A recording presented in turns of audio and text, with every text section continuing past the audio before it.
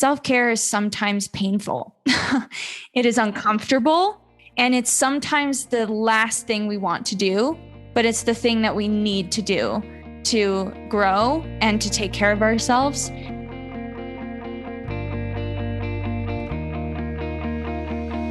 Hello, and welcome back to Seek the Joy podcast. Happy Seek the Joy Tuesday. I'm your host, Sydney Weiss, and on the podcast today, I'm joined by Christina Wilcox. She's an author of the brand new book, Take Care of Your Type, illustrator, mental health advocate, Enneagram expert, and all-around creative, living by the mantra, assume less, love more. I loved sitting down with Christina for today's episode because we really dive into how each of the 9 Enneagram types can practice better self-care. But beyond that, how we can practice better self-care, especially right now, 1 year into the pandemic. And when I tell you that today's new episode is a masterclass in the Enneagram, I am not even kidding. Christina is so knowledgeable, and she so generously really shared that knowledge with us in today's new episode. So I just know you're going to love it because we talk about not only the origin of the Enneagram and how Christina first discovered it, but we also talk about how the Enneagram has this ability to unify us and the role of community in the Enneagram, especially as we begin to show up as our most authentic selves. Christina also shares with us how she defines self-care and why self-care is sometimes uncomfortable.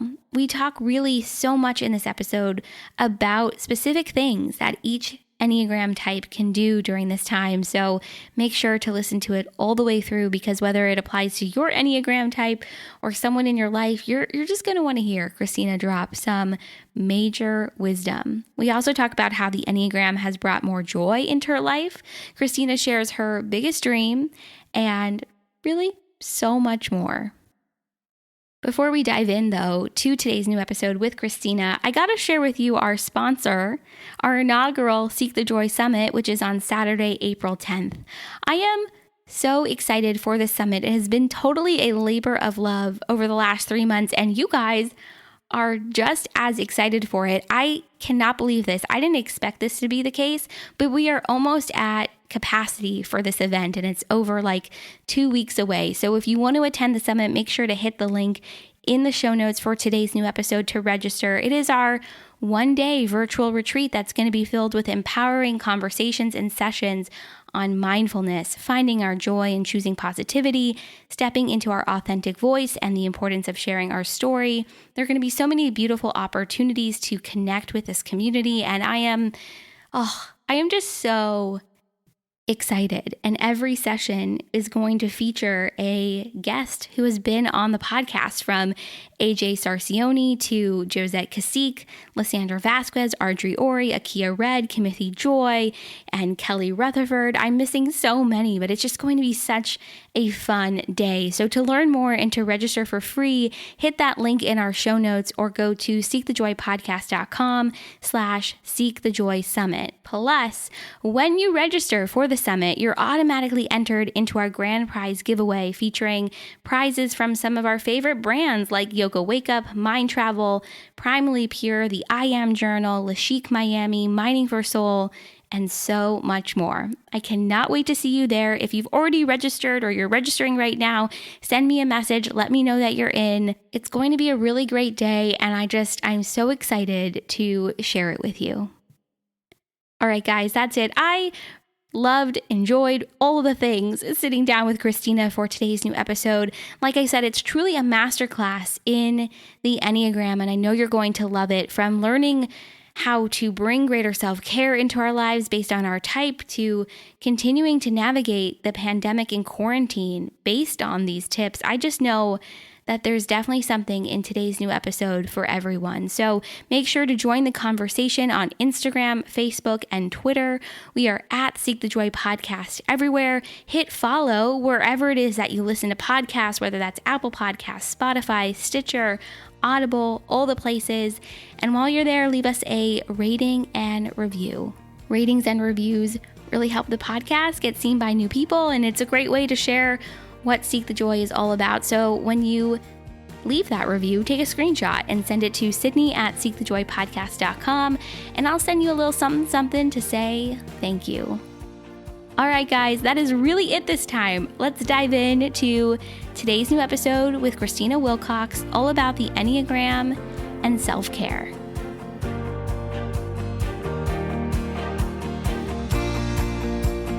So my knowledge of the Enneagram is like small. We've had like one episode about it before. Someone told me I was a type 3.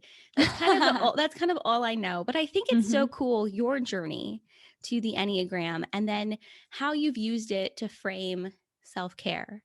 So I would love to start by talking about the Enneagram itself, maybe give people like an understanding of what it is, how you found it, and then we'll go from there. Yeah, sounds great. Thank you so much for having me, by the way. I'm happy to be here. Thanks for being here. I'm excited. Yeah, of course. So the Enneagram is the oldest personality typing tool that exists. The roots of it are kind of unknown or unclear. A lot of different groups of spiritual practices are attempting to claim the origins of it. But from what we know, most likely it was founded in how do you say that? Like a monastery or something? Yeah, monasticism. Is that how you say it? Oh, maybe. Monastic roots. I'm going to say monastic roots because I know how to say monascus. No, I don't, apparently. Oh my gosh. That's fine. Amazing. I think that's already what off to a strong start. No, it's all good. That's amazing. I don't think I would be able to pronounce that either. So okay, you're good. All good. We're good. But it has monastic roots from what we know. And basically how the Enneagram was used westernized culture was you would go through it with a mentor and they would be the only person who knew your number. Like you would not tell your number to anybody else because it was supposed to be this process you walked through with someone older and wiser than you as you worked through like childhood wounds. And it started being integrated into therapy as well. And then post westernized culture, it's obviously become this really amazing craze of memes and resources. And while that's good, a lot of the original roots for how to understand yourself to heal different parts of your life, whether that be from childhood or in relationships, understanding how you show up in relationships. A lot of that has been stripped away, though it's slowly coming back. So I learned about the Enneagram about 5 years ago. I was working at a church actually, and a friend of mine that I worked with was like, hey, I know you're super into like therapy and psychology and all of this. I think you would enjoy this test. And so I took it. I mistyped 2 times before I found my actual type. So that whole journey was crazy, but I just kind of saw as I made like other people in my life take it, I was that stereotypical annoying person that would be like, hey, we just met. What's your Enneagram number? Have you taken this test? Let me know everything about you, please. So I was like fully in that whole mode, and also in a pretty like rough situation at a job I was in. There's some trauma that had happened and was very starved creatively, and I needed an outlet. And I loved the Enneagram so much. I just started posting random graphics on my personal Instagram channel completely for fun. I still don't have any strategy at all. Like there was no forethought to what I was doing. And within 8 weeks, I went from 800 followers to 30,000, and it continued to grow.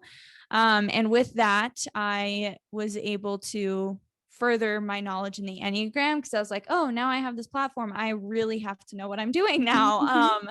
And so, yeah, that's kind of how I got started in it, what it was used for, what kind of it is used for now. And slowly, I'm hoping with this book and other books that are slowly coming out can find a nice balance between memes and the stereotypes and the fun part of it, and also the very serious, like, no, this can be a language for you to like actually fully know yourself, fully love yourself, fully know and love others as well.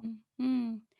This is such a cool journey I think you've been on. And it sounds like twofold. One, it's really aided in your own personal self-development journey, which sounds like For you were sure. on even before you found the Enneagram, which I'm so curious about. But then on the other end too, it's also been this creative outlet for you. Yes. And I think that is like such a good, like something so good for us to talk about, because oftentimes what we use, how we explore our own mental health, our own mental wellness, our personal development starts because we found a way to express it through our creativity. And we don't often talk enough about that, about how it doesn't have to be serious. You don't have to feel like you're banging your head against the wall. Like you can find something that's fun and enjoyable that makes you feel like, do you know what I mean? Like you're expressing yourself, I think, in a profound way that's separate from maybe what personal development looked like for our parents or our grandparents. I think I just love that you touched a little bit on how it was this creative outlet for you. Yeah, for sure. It was at the time everything that I wanted to do creatively, I like wasn't allowed to do. So it kind of put me in this situation and in this box that was like, everything I want to do, I can't. So I have to figure out for my sanity a way to do something and share it with people. Cause that's like, I've always been the type of person, no matter what I was creating, I really didn't care. I mean, of course, I feel like we all at some point dream like, oh, it would be cool to have a platform, but also don't really want that. I don't know. That's kind of where I was. It was like this, be cool to have a platform, but also I would rather stay hidden for my whole life. But I get it. that obviously wasn't in the cards for me. But I just started being like, I have to find a way to stay creative and share it with others and experience that like bonding over that creative experience, or else I'm just going to lose my mind. Yeah, I really resonate with what you just said, because you needed to find an outlet for yourself, and so you created it. And I wonder if for you, I don't want to put words in your mouth, so tell me if this resonates, but I wonder if it really comes down to making an impact and helping other people express themselves and find, like you said, a language to speak through or understand yourself or be able to express yourself to others. I wonder, does it come back to that impact for you? I'm wondering because I imagine it's had that impact on you personally. Yeah, I think that it definitely does. I've always been very concerned with the common good of people, if that makes sense. A lot of it's very easy for me to create if there's a purpose of, I know this will make someone feel safe. Because often, even when I share my own story with my mental health journey or parts about the Enneagram that feel vulnerable, if I know that someone will feel like they belong, because, or see how, what I love about the Enneagram is though you can see how like you're different from others, I really love focusing on how we're actually very similar. Like everyone, no matter their core desire or fear, like we live very similar human experiences because we're all human. And I love how unifying it can be. And so I feel like, yeah, the impact part of it, but also I think just in a way wanting to create a safe space for myself. And it was like, I have to include others in that too. I love what you just said, that it's about unifying people, because often when we look at a personality test or astrology or anything under the sun, we are looking at how our traits are different. Sometimes people label things as good or bad. Yeah. There's like a sense sometimes of like, oh, I'm this type and I'm better. You know what I mean? Like sometimes I feel like there's that vibe. And so I love that you talked about how it's really about unifying people and really showing our commonalities. And so what determines your Enneagram type? Like what are the things that kind of go into determining like what somebody's type might be? Yeah. So the main thing that you'll probably hear is finding out which core desire and fear you most resonate with. In other books about the Enneagram, and when you dig further into it, it's really also about the childhood wound and finding out like what childhood wound or message was communicated to you that developed these core desires and fears. In my book, I mainly just talk about the core desires and fears just to keep it very straightforward and practical. But really the fear or desire that makes you feel the most like, that's public information. Like, excuse me, just the most like, I feel very violated and exposed.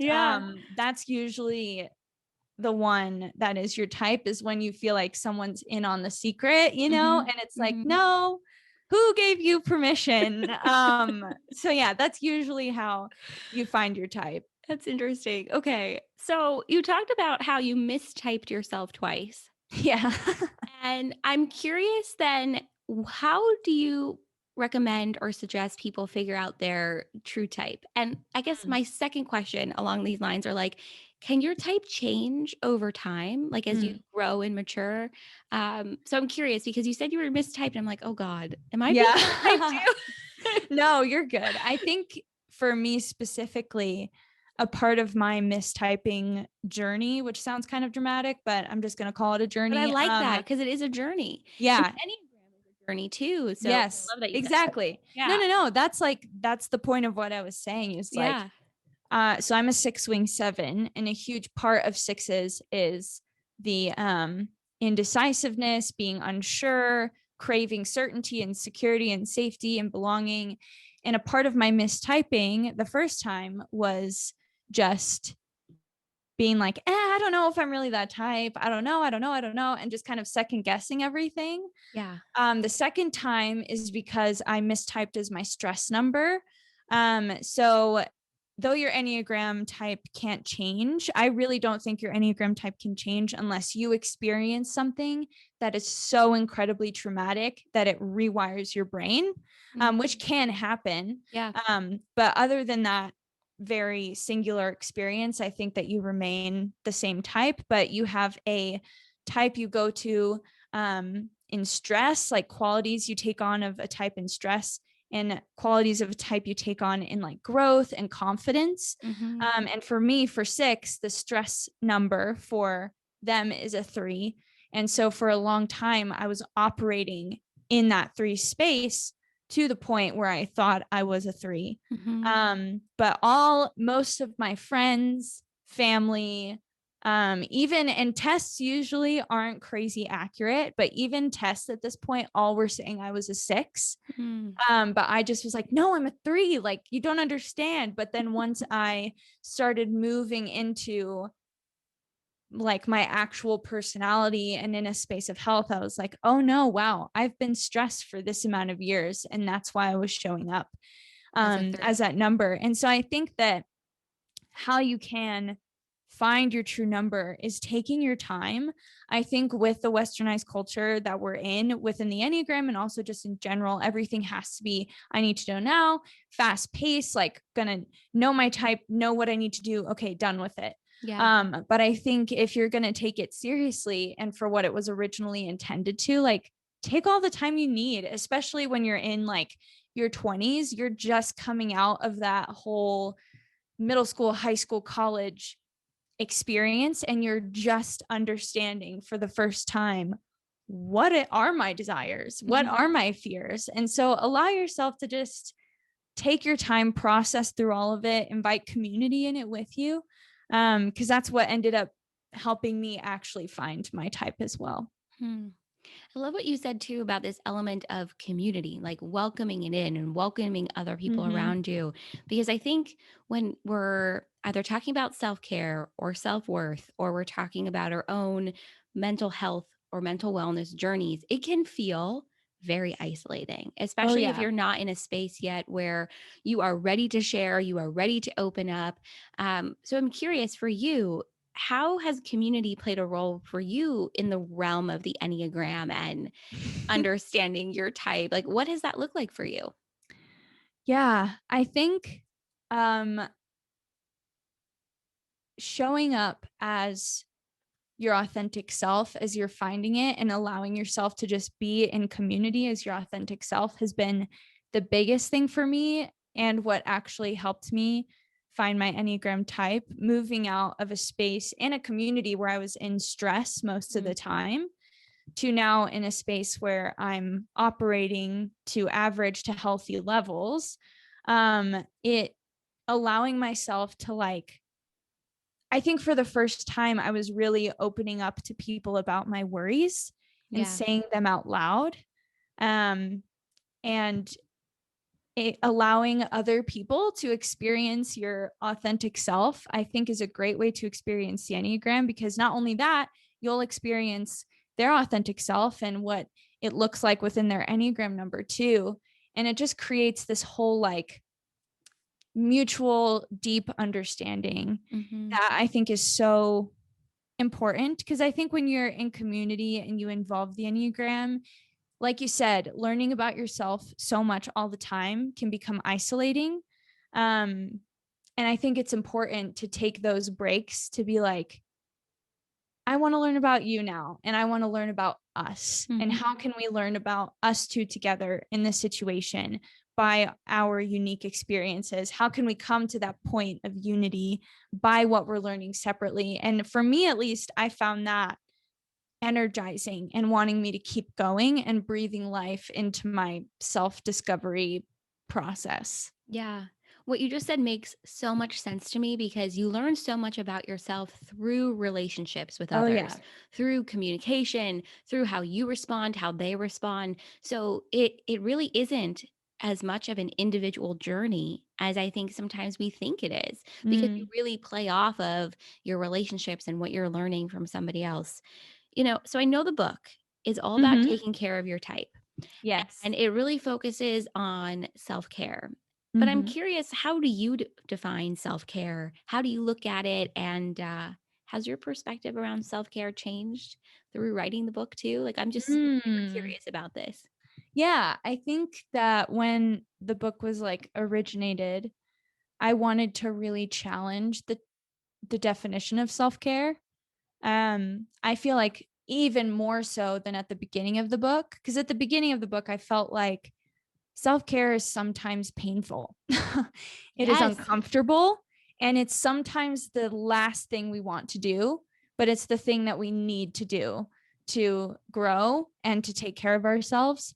And though it is still fun, like I found too, I've recently loved, like through quarantine, developed this habit of like baths and walks and like all the traditional things that you hear about self-care, which I still think are incredibly important. So I feel like in a way, my perspective has been like, I see the value of taking care of my physical self in that way. Yeah. But I also, even more so than at the beginning of the writing process, believe that self-care is often the last thing we want to do. And it's that internal confrontation we have to make that seems to be the most all-consuming and painful.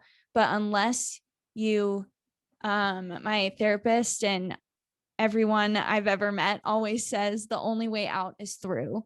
And that's how I view self-care, of like, okay, I know that I struggle with this.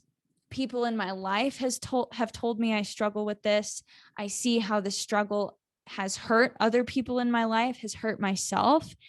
If I don't go into this head on and try and heal, try and create a path forward, feel all of the feelings in it too, like I'm going to be stuck where I'm at, even if I still keep exercising and take all the baths that I want. Like until that thing is addressed, there will not be true, authentic growth. And so that's what I tried to express in the book. And I feel like even more so now, that is what I try and do every day as well in my self-care practice. Yeah. I love what you said, that self-care can make us feel uncomfortable. And in fact, it's supposed to. Yeah. And that it goes far beyond just taking care of the physical body. Self-care is mental, it's emotional, it's spiritual, it's physical, it's interpersonal. And so if we can, I think, begin to view self-care through that lens of it being larger, more expansive, than just the physical stuff. It, like you said, it doesn't take away from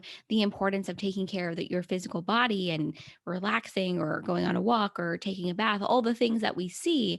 But I love your perspective on it is that really, and I know you talk about this in the book, it's more so about being whole. It's about this like Yeah. holistic, well-rounded view of taking care of yourself. And so, how does understanding your type really help you do this? Because I know there are 9 types. Hmm. And so it's a journey, like we've been saying, of like understanding your Enneagram type and kind of diving all in. But how can someone begin to view their own personal self-care through the lens of the Enneagram or through the lens of understanding their type? Yeah. So I think, kind of nerding out for a second with some more Please, Enneagram please, please, please. knowledge. Yes. Within the 9 types, there are 3 different triads. So the gut triad, which is like these types are very connected to their anger and their body. Type 9, though, within that group is the least connected to their body. Mm. Which is interesting, because that's their natural instinct, but it's suppressed. And then there's the heart triad, which is 2, 3, and 4. Threes are the least connected to their heart, even though that's also their natural way of being. Mm-hmm. But they are very feelings, image, people oriented. And then there's 5, 6, and 7, which is the mind triad. They're very connected to fear, very connected to problem solving, thinking through things. 6s, though, are the ones. So 3s, 9s, and 6s in common are like the anchor points of the Enneagram that are the least connected to their center, if that makes sense. Yeah. And within these triads, 3s, 7s, and 8s are the dominant, doing, aggressive type. So they are people who do and think, and feeling is put on the back burner. Mm-hmm. And then we have 1s, 2s, and 6s who are dominant in doing and feeling, but productive thinking is put on the back burner. And then 4, 5s, and 9s are the withdrawn type, and being connected to their body is their weak point. And so I think understanding that information for 3, 7s, and 8s, they're probably going to be super connected to their body, super connected to their mind, not connected to their feelings. And so understanding that as like a map of like, I think the first thing in my self-care journey I have to do, which is the most uncomfortable and painful for me, is connecting to my heart and connecting to my emotions and sitting in my feelings. Where for 1, 2, and 6, they're connected to their feelings, they're connected to their body. They're not really connected to their mind in a productive way, to where they're not either criticizing themselves, judging themselves, irrationally thinking through things, constantly thinking about what other people are thinking about them, people pleasing. So taking time to, how can I think well and think productively and take care of my mind? And for 4, 5s, and 9s, they think and feel very easily. They love to have dreams. They love to be in their emotions. They love to think about things deeply. But they can struggle with being sedentary. They can struggle with mistaking very big emotional or mental problems for just needing to do the dishes or needing to take a walk and being connected to your body. And so understanding what your top weak point is, in a sense, in regards to the Enneagram, just gives you a baseline like, okay, I know that this is the one thing that I struggle with. And that will, when you address that one thing, it will also help you be more connected to what you're already naturally good at. I love what you just shared, because I don't think I've ever heard what you just described is like either you're not connected enough to the heart, to the mind, or to the body. And I think if we know that about ourselves, then we can, 2 things. 1, understand why certain things make us so uncomfortable. Yeah. And then 2, know where we need to focus more of maybe our energy. So if you are someone maybe that is really in tune with your body, you don't need to focus so much on the exercise or what you're eating, but more so about connecting with your emotions and allowing yourself to feel deeply and not run away and not be afraid. And so I think that's really, really good insight. I'm so happy that you shared that, especially because we are basically at a year of this pandemic and a year of being in quarantine. And I don't know about you, but like, I feel like my self-care has gone in waves. Like at the Mm. very beginning, I was like, oh, I'm going to I have all this time in the day. Like I don't have to be in an office. Like I'm going to go on a walk, or I'm going to, sleep an extra 30 minutes, whatever. And then there was a time where I was like, no self-care, no time. There's so much to do. Yeah. Productivity thing. And then by the end of 2020, I'm still really tired, but I was really, really tired. And I think Yeah. we're all going through these cycles with our self-care, with our feelings of self-worth, and tied with productivity right now. I feel like how we feel right now at a year mark of the pandemic is very different from how we felt at the beginning. And so I'm interested for your advice or just your perspective, Christina, on how people can sort of address this time through the lens of the Enneagram, through the lens of taking care of themselves. What would be your advice or your insights, or what do you just think about the whole thing? I think, your perspective is super interesting. Yeah. Well, first, I think that something that immediately came to mind was that though we started the pandemic and now we're at a year of it at completely different mindsets, Yeah. the level of unknown and uncertainty is still present. Yeah. So that hasn't changed.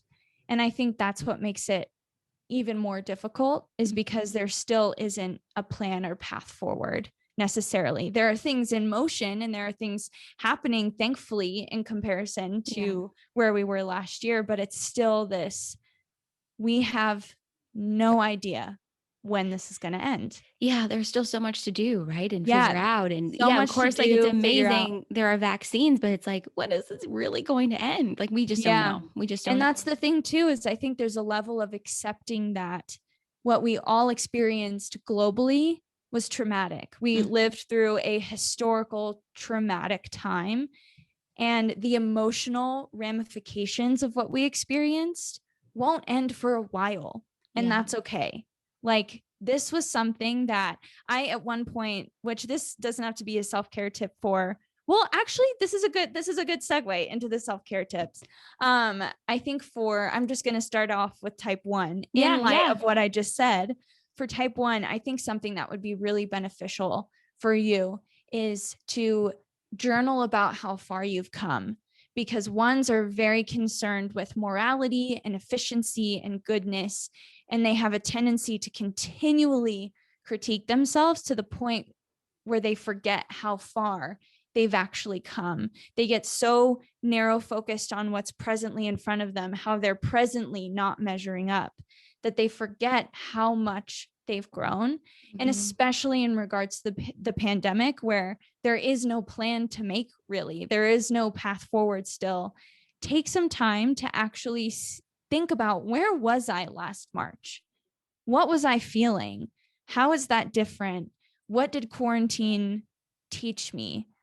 What did it not teach me? How did it suck? Like, how hard was it? And just kind of processing all of those feelings written down, so you can see, even in how you're writing, how much you've grown. I think that's so, so, so important. And I feel like for twos, similarly, twos are very focused on other people. They feel as though it's their duty to help other people, to the point where they can completely disregard their own personhood in the midst of that, while also resenting people for not helping them back secretly. And so I think something in a more futuristic way for twos is think about how you can take this year. If we're literally going to have another year stuck in this, not saying it will be another year, but if it is, for however long we're stuck in this, how are you going to help yourself this year? And just turn it back into, because I know when the pandemic was happening, the twos in my life, baking things for people, sending cards out, asking if everyone was okay, focusing on everyone else's well-being except for their own. And so I want you to figure out, how am I going to do that for myself this year? Because it's okay if you're not okay, and it's okay if you need help. This is a great time to figure out how to ask for help and how to express your needs. For threes, Man, threes love goals. Threes love goals and checklists and are enthusiastic about bettering themselves, bettering the people around them.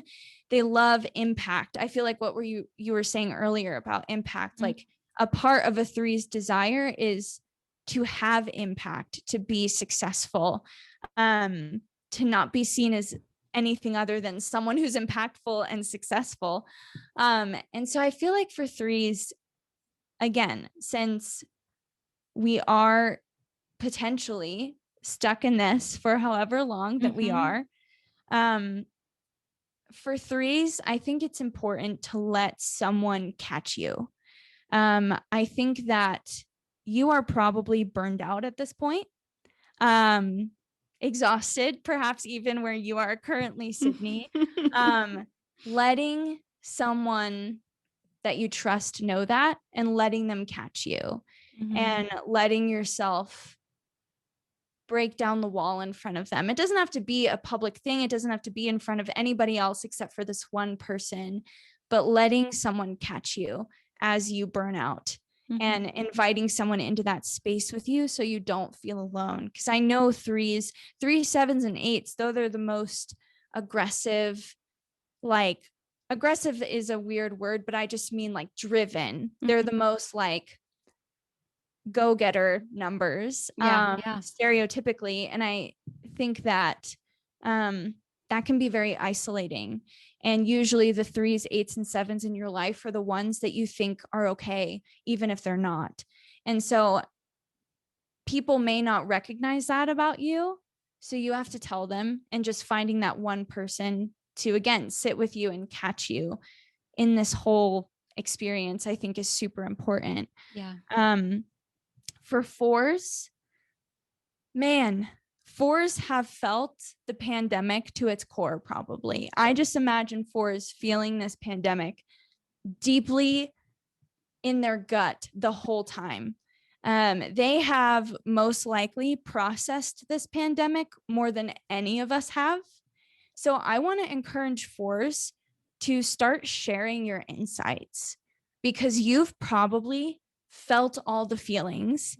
You've probably thought through what needs to be said or done.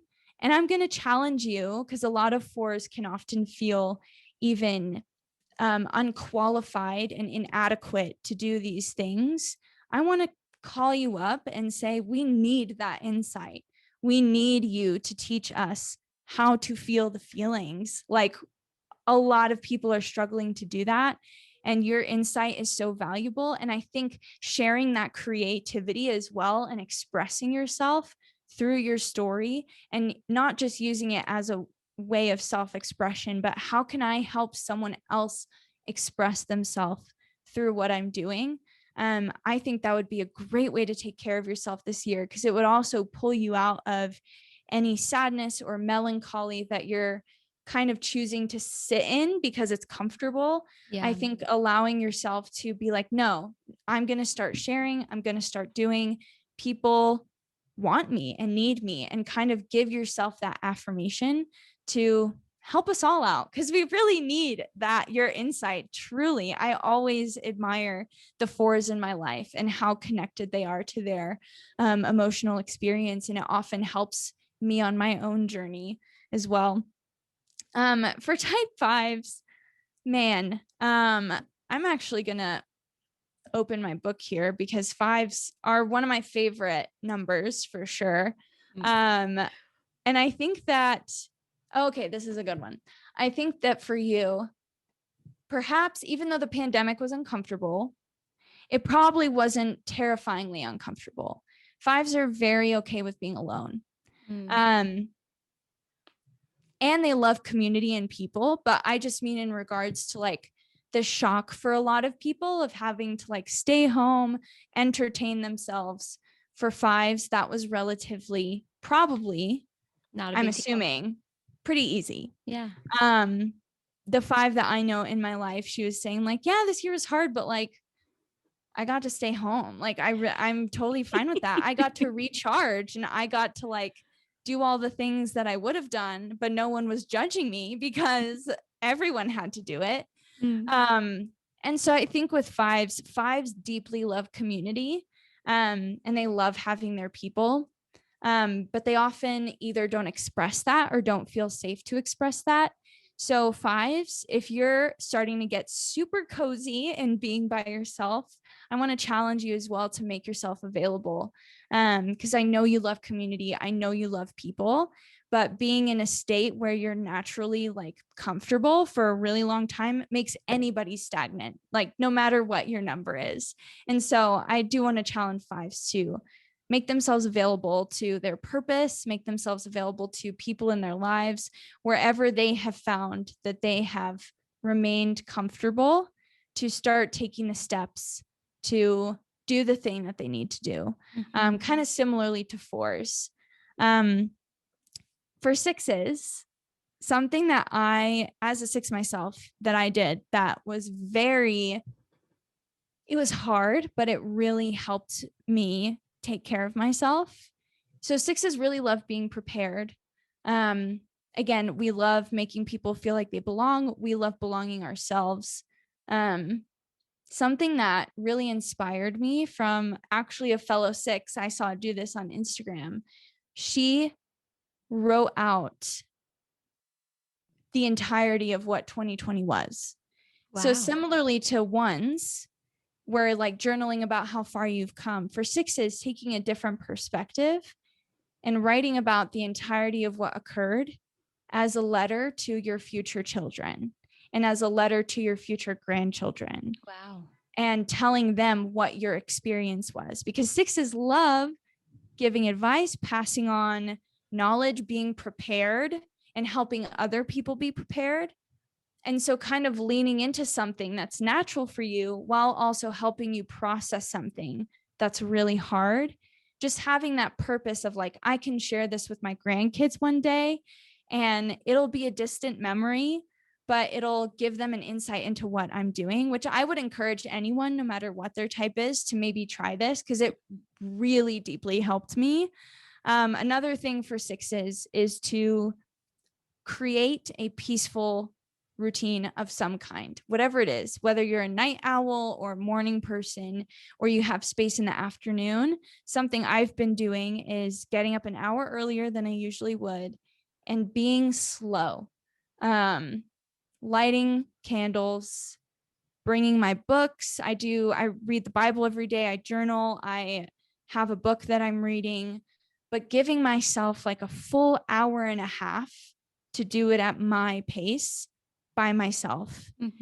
And sixes, when they move to growth, take on qualities of a nine, which nines are naturally very peace, cozy oriented.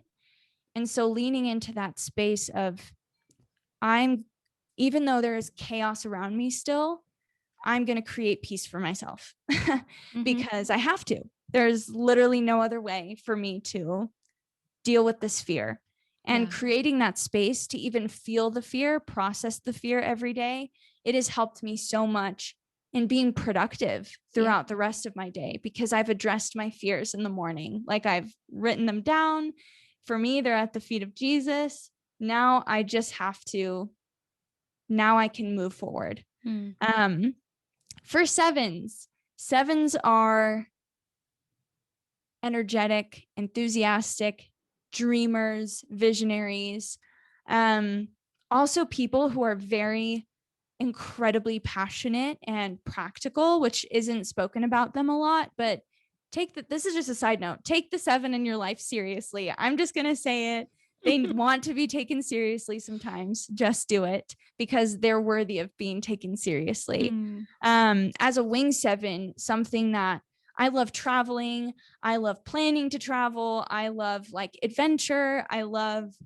Even though I'm terrified of everything, I push myself to do everything anyway, because I have such a fear of missing out on stuff. The FOMO is real. Yes, the FOMO is real. And so for sevens, this whole year has been probably addressing their FOMO head on. Yeah. But at the same time, there's nothing to miss out on at the same time. Currently. Not currently. So it's just this weird dichotomy of what's going on.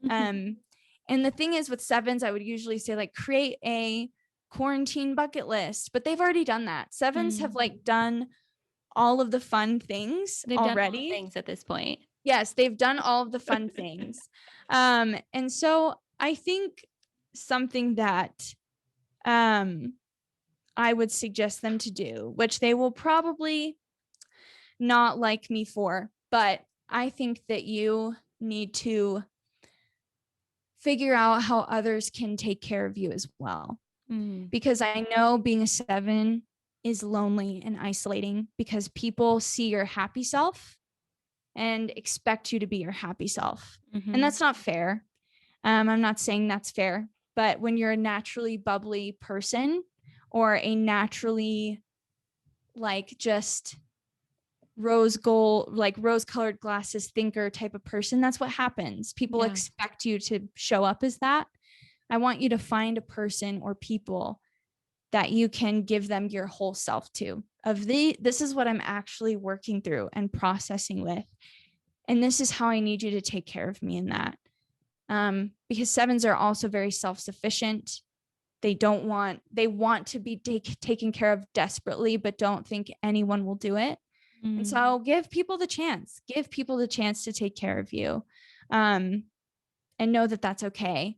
And even if it doesn't work out exactly how you were imagining it at first, like allow people to practice taking care of you, like just create that rhythm for yourself, because after quarantine, that will benefit you in the long run. When we're all back out doing the thing, you will have a much more rich, you'll have a richer relationship with your friendships at that point. For 8s have been, I think, putting on the brave face during this whole quarantine. They're the ones that are fighting for the underdog, especially through all of the social unrest, racial injustice that's happened throughout this year. They're on the front lines. Like they are fighting for what is right, fighting for justice. So I think that something that 8s need to do that I feel like isn't necessarily often discussed about them is start setting boundaries. 8s kind of pride themselves on being able to say no. But something they can never say no to is being a leader. No matter how much they don't feel like being a leader in that space, they feel like if no one else does it, I have to be the one to do it. And I want to challenge you in all of the things that you're fighting for right now to analyze them, take a step back and say, where do I want to lead actually? And where am I leading because I feel like I have to? And then I want you to say no to all the things you feel like you have to be doing. And honestly, even if nothing gets done for a bit, let someone else step up. You don't have to do everything. And creating that boundary with yourself and sitting in that tension and awkwardness of not being the leader, I think is something that's super healthy for them and something they probably need at this point in the pandemic. For 9s, our sweet peacemakers, our last little beans. Let's see. I think something that would help 9s during the pandemic, similarly to 6, is just starting to create a routine, even though that's very simple. 9s love vibing through life. Like they are good at vibing through life, very easygoing, can get very comfortable, to the point where they can like self-forget a little bit. So I think for them, something really straightforward and simple would be to just start putting forth the effort to create a solid routine that benefits your physical, mental, spiritual, emotional health. You know what you need to do. All of the 9s I've ever met, I'm also married to a 9, but all of the 9s I've ever met know exactly what they need to be doing for themselves. But they're so comfortable and they don't want to rock the boat in the moment that they just don't do it. Or find or bury themselves in work, bury themselves in something else and just kind of avoid that at all costs. going to call you out on that really quick. Stop. You don't have to even master the spiritual, physical, mental, emotional at one time. Just pick one. Pick one that for 9s, a lot of it is being connected to their body. If you know that you need to start exercising or doing a yoga practice or even just taking a walk every morning, just finding something to put in your life that is consistent, that's not just going with the flow of quarantine. Start being a little proactive so that when you're out of quarantine, it's not such a shock of like, oh my gosh, now I have to actually have a routine and restructure everything. Kind of start thinking about how you can be proactive when it's all said and done. Those were my tips. I feel like we just got a master class in the Enneagram. Thank you so much for that. And I hope that no matter what type you are, you can also take the tips and advice for the other types for the people in your life and really just begin to understand them. So thank you for sharing all of that. Oh my God. Yes, of course. The whole time I was like, wow, like not only do you really know your stuff, but the way in which you share it is so digestible. I don't know if that's the right word, but like really easy to understand and follow. So I'm so grateful. Thank you for sharing all of that. That means so much to me. Thank you. I appreciate it. I mean it. I mean all of it. I mean, because these things can often feel complex and not approachable, and you just make it so easy to understand both through your Instagram page, what you just shared, and then also in your book. Before we go, 2 last things I want to ask you. And it's pretty much what I ask everybody that comes on the show. And I think the first thing that I really want to ask you is about joy in your life. And I would assume the Enneagram has helped bring a little bit more of that into your life. For sure. Bit more joy. I think there's two sides of the coin with it, because it started out as something that really brought me joy and slowly turned into also a job. True. So there are some elements of it that honestly, some days I don't enjoy, and I wish I could throw the Enneagram out the window and be like, give my brain a break. But what I have found that is bringing me joy and bringing joy back into the Enneagram is honestly taking care of myself. Creating the rhythms and space for me to exist and be apart from work, apart from the pandemic, apart from everything, is bringing so much joy back into my life. Some other things that are bringing me joy. I used to be an avid reader growing up, and I lost that habit, but this month have read almost every day, and in January, and it has brought me so much joy. I love reading so much. Also, I love just playing Animal Crossing, Stardew Valley. I stream on Twitch for fun as well. And so that's been bringing me a lot of joy to just connect with people about something really lighthearted and fun. Also, my husband and I are watching all the movies that we've been wanting to watch, but just never did. And that's bringing us a lot of joy, just spending that time together, but also seeing things and being like, why didn't we watch this? Or being like, wow, that was terrible. So that's joy for me right now, for sure. I love it. All right. And then my last question for you before we go is, what is your biggest dream? Ooh. I know it's a big one. But I know exactly how to answer, so it's okay. My biggest dream is very specific. I'm like laying out my entire career plan right now, but I love it. Let's go. Speak it into existence. Yes. I basically, a part of my story that throughout the years I'm hoping to share more of is just experiencing some trauma within the church. I am a Christian, so that's like a part of my page and like my life as well. And having a undiagnosed mental disorder as well. I have OCD and panic disorder, and growing up with that with most of my life within a Christian church context. The church is very uneducated and almost has a dated view. It's getting a lot better, but has a dated view of what trauma and faith look like, of what a mental disorder and faith look like. And I'm currently in grad school to become a licensed therapist. And so my ultimate dream is to go into church staffs, church organizations, ministries, and do group therapy. Honestly, I want to start creating resources for pastors, for people, because honestly, pastors and suicide rates are actually insane. This is like my whole nerdy spiel, but like these people that are leading people spiritually are often the most depressed and lonely.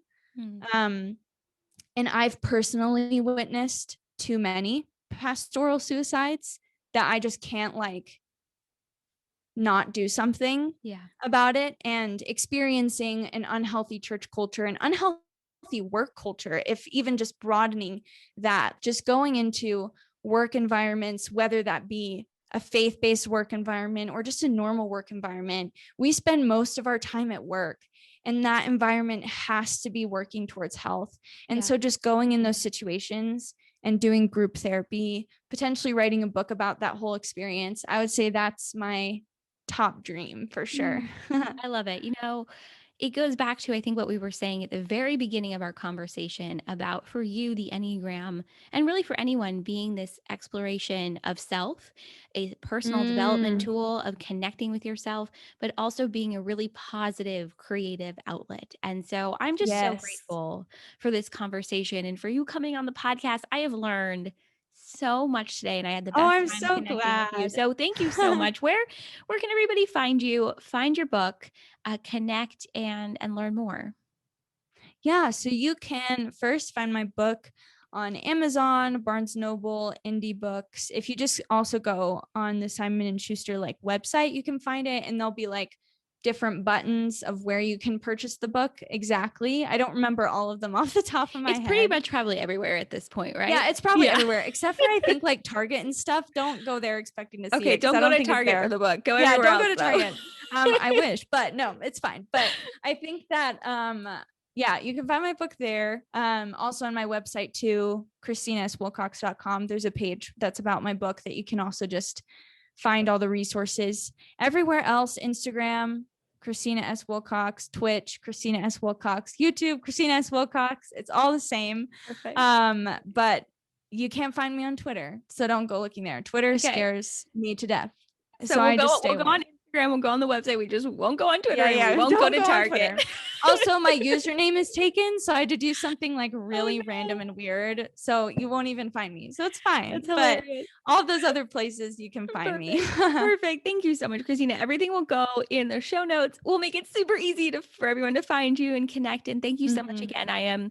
I'm really excited for people to hear this. I think especially we're at a year of the pandemic. And so taking care of yourself and reflecting on this last year is going to be so important. So thank you.